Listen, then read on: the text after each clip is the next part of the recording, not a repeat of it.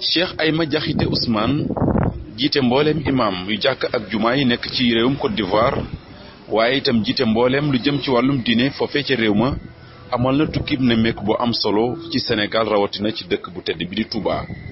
tukki boobu nag mu def ko diirub ñaari fan gannaaw ba ko xalif général des Mourides Serigne Touba Cheikh Mountakha Mbacké dalale ci dëkk bu tedd bi amal na ay tukkey nemmeeku ci ay bërëb yu fasantikoo bokk na ci fi ci daaray Kamil bi mu fi ñëwee ànd ak délégation bu am solo Serigne Moustapha Diatara mi nga xam ne nii moo fi féete dalal na ko tatagal ko gannaaw bi nu wëree lenn ci bërëb yi nga xam ne ñoo nekk fii ci këru xam-xam gi. Cheikh Abdoul Ahad min xulafaa'ihi qaala annahu yuqiimu maktaba wa haadihi al-maktaba min mashruu'aati Cheikh al-Xadiim fa axada haadihi al-qawaa'im al-fiqhi fi al-fiqh wa at-tasawwuf fi at-tawhiid wa fi kulli al-funuun taqriiban فأرسل وفدا إلى الدول الإسلامية والعربية لشراء هذه الكتب أخذنا أطنان من الكتب لا يتسع الوقت لأن تروه لكن أطنان في مخازن كبيرة هذا شيء قليل من الكتب هذا يعني اشترينا كل الكتب تقريبا كتب الإسلامية كلها وكان يريد أن يقيم المكتبة ثم يقيم الجامعة ولكن اكتمل المكتب ولم تكتمل الجامعة طور البناء هو الآن في طور البناء على يد الخليفة الجديد الشيخ محمد المنتقى حفظه الله ورعاه وأيده ونصره. إذن هذه المكتبة من مشروعات الشيخ الخديم رضي الله عنه ويوجد فيه كل الوثائق يوجد فيه كل ما يريده باحث من الباحثين يأتي فيه الفرنسيون الإيطاليون كل من جميع أنحاء العالم يأتون هنا للبحث حتى كلهم يأتون هنا للبحث. إذن فهذه مكتبة الشيخ الخديم باختصار إن شاء الله وسوف نتصل معكم سوف تكون هناك اتصالات في المستقبل لكي نزودكم ونتبادل فيما عندنا إن شاء الله في وقت قريب. كنت أتحدث مع الشيخ هذا في ذلك وتحدثت مع هذا إذن في ذلك فنحن إن شاء الله سنزودكم بجميع الكتب كتب الشيخ الخديم الموجودة هنا المترجمة باللغة الفرنسية في عربي فرنسي مثلا هذا ديوان العلوم الدينية كل ما يتعلق فيما ألف فيه الشيخ في العلوم الدينية موجود فيه.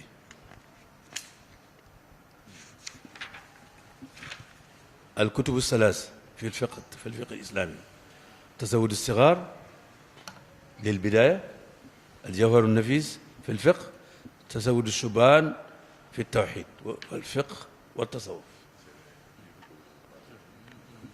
نعم هذه هدية منا إليكم.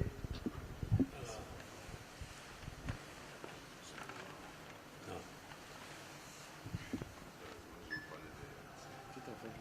إن شاء الله. هذا كتاب مسالك الجنان أهم لا أقول أهم ولكن من أهم كتب الشيخ في التصوف الإسلامي لأنه تكلم فيه عن الذين ينكرون التصوف ويحاربون التصوف بأدلة قاطعة لا يمكن لأي إنسان أن يتكلم فيه في هذا الكتاب. كتاب مهم جدا وهذا أيضا من الهدايا إليك.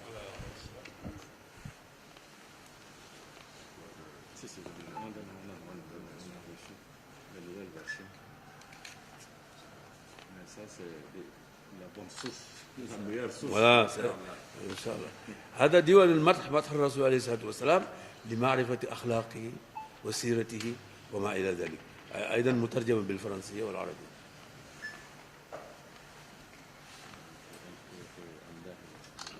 مدح الرسول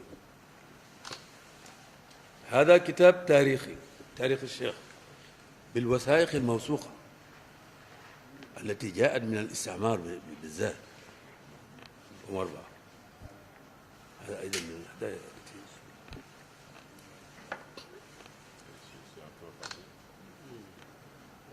non benn parti bi rek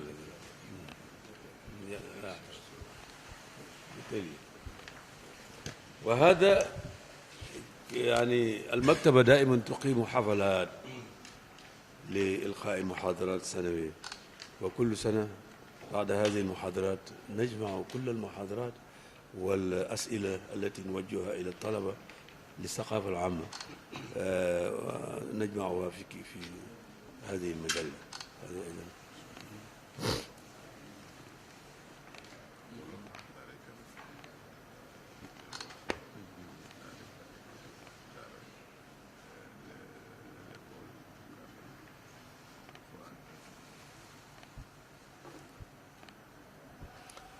هذه مجموعة الأولى الذي جمعنا فيه مجالس الشيخ. الشيخ دائما كان يجلس ويتحدث بالعلم ويتحدث مع الناس في مختلف أنواع الفنون.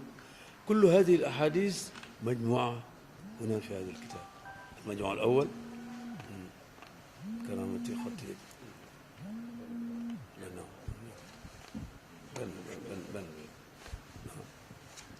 إذن هذا باختصار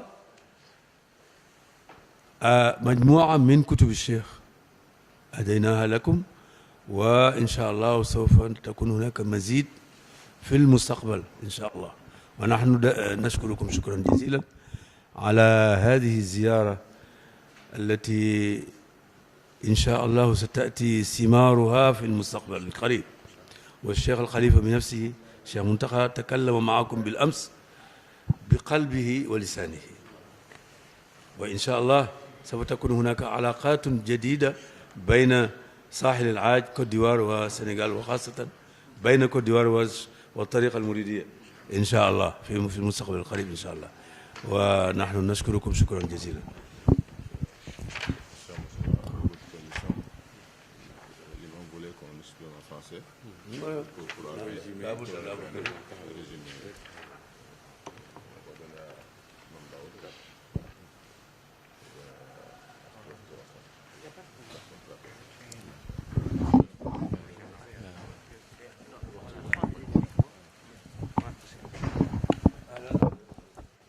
Assalamualaikum warahmatullahi ta'ala wa barakatuh. Nous allons faire un résumé de ce que le Cheikh Mouhamadou Moustapha Diatara vient de nous dire, qui est le directeur du centre d'Aré Kamil, qui est la bibliothèque centrale de Touba. Et lui, en même temps, de par l'historique, est issu d'une famille d'imams et d'enseignants-chercheurs et qui aujourd'hui représente une sommité scientifique dans le monde mouride et islamique. De par son cursus, de par son expérience, ayant parcouru le monde entier de toutes les sommités islamiques de recherche approfondie. Donc aujourd'hui, il nous a fait un petit résumé en vous saluant au nom de toute la Mouridia, au nom du Khalif général des Mourides, en vous remerciant de votre visite et en faisant un petit rappel sur l'historique de la mission de Cheikh Ahmadou Bamba, qui, toute sa vie durant, a consacré ses heures, son temps, son aide à la dévotion, à l'adoration de Dieu et au service rendu au prophète alayhi salatu wassalam. Et c'est en cela qu'il a rappelé que lorsque le pouvoir colonial l'avait taxé de djihadiste, il n'a pas nié, il a dit avoir accepté, mais par contre, son djihad était totalement différent de ce à quoi eux ils pensaient, et c'est en cela qu'il a rappelé Inni ujahidu bil ulumi wa bituqa abdan khadiman wal muhaymin shahidu, c'est-à-dire oui, je suis dans le djihad, mais par contre, mon djihad s'illustre, se justifie uniquement et exclusivement dans l'adoration de Dieu, la recherche de la science, étant moi-même l'esclave de Dieu et le serviteur privilégié du prophète alayhi salatu wassalam. Et c'est en cela aussi que dans son djihad, il a utilisé la plume, c'est-à-dire l'écriture dans sa vocation divine, d'enseignement et de recherche scientifique. Et il a écrit sur presque toutes les matières de l'islam, en passant par le tawhid, le fiqh, le tasawwuf. Et en dehors de tout cela, il a aussi écrit dans beaucoup d'autres matières qui constituent des sciences humaines. Et c'est en cela que le khalife général de l'époque, Cheikh Abdul Ahad Mbacké, troisième khalife, pour illustrer et magnifier justement cette œuvre colossale de Cheikh Ahmadou Bamba, avait décidé d'édifier ici à Touba ce qu'on appelle Daaray Kamil, Maktabatu Cheikhul Khadim, la grande bibliothèque qui sert de centre de recherche, de documentation, avec un résumé sur la plupart de ses œuvres, sachant qu'évidemment on ne peut pas donner l'exclusivité des œuvres de Cheikh Ahmadou Bamba parce que nul ne sait combien de milliers d'ouvrages il a écrits. Mais ici, dans cette bibliothèque, vous avez la médiathèque. Cette médiathèque, c'est comme si c'était un résumé de ce qu'il y a dedans. Mais dans la bibliothèque Daaray Kamil, c'est des pavillons et des pavillons que peut-être vous ne pouvez pas visiter, mais qui sont spécialisés selon les matières, en commençant par les matières coraniques, donc les copies de Coran qui ont été calligraphiées par la famille de Cheikh Ahmadou Bamba, les grands disciples, ensuite les disciples, etc. jusqu'à aujourd'hui. Et vous avez les sciences coraniques, vous avez les sciences religieuses, le tawhid, le fiqh, le tasawwuf. Vous avez du sira, de tout ce qui est hagiographie des prophètes, du prophète alayhi salatu wassalam. Vous avez aussi des ouvrages qui ne sont pas forcément d'ordre religieux, des ouvrages sur la science, des ouvrages sur la langue, des ouvrages sur l'anthropologie, des ouvrages sur la philosophie, etc.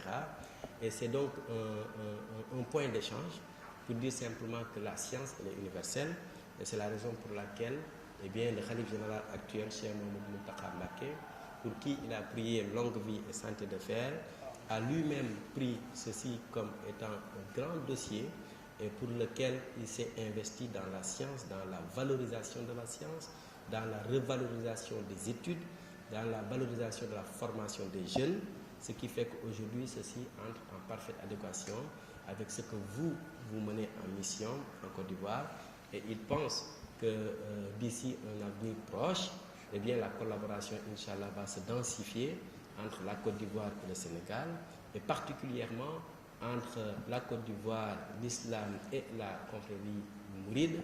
Et ce sera un échange qui va se continuer, qui va se poursuivre avec l'accompagnement de Cheikh Ahmadou Kara qui est là ici présent, avec Cheikh Gueye, avec les amis de Côte d'Ivoire, avec vous-même, et le tout sous le ndigal du khalife général des Mourides. Donc voilà en résumé, en substance ce qu'il a dit. Je ne sais pas si je me j'ai oublié des choses. Si c'est le cas, vous pouvez compléter. Voilà. Donc, wassalamu alaikum wa rahmatullahi ta'ala wa barakatuh. Nous sommes heureux ce matin d'être dans un des lieux les plus emblématiques du mouridisme. Il s'agit de la bibliothèque de Cheikh Ahmadou Bamba. Une bibliothèque complète que nous avons vue, des sciences islamiques, de la vision et de la philosophie de Cheikh Ahmadou Bamba, dans les sciences islamiques et dans le soufisme sunnite, et les références essentielles de la science islamique, du fiqh et bien d'autres sciences qu'on pourrait qualifier de profanes, la géographie, l'économie islamique, l'économie, la technologie, pour dire à la fin que ce voyage nous a permis de découvrir que le mouridisme est une des tariqas qui donne le plus d'importance à des choses essentielles dans l'islam. J'allais dire 3 choses. D'abord, al-ilm, la connaissance. Ensuite, la taqwa, la purification de l'âme et la piété. Et ensuite, 3e élément essentiel, le travail. Nous avons été édifiés et nous portons témoignage qu'effectivement, on entendait dire beaucoup de choses du mouridisme, mais nous sommes venus, nous avons vu, nous avons touché. Et nous portons donc témoignage que, Inch'Allah, les relations, nous ferons de notre mieux pour développer les relations.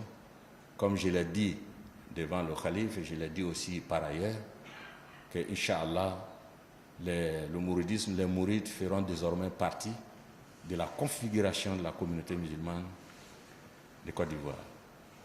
Les mourides seront des membres à part entière et non plus entièrement à part de la communauté musulmane.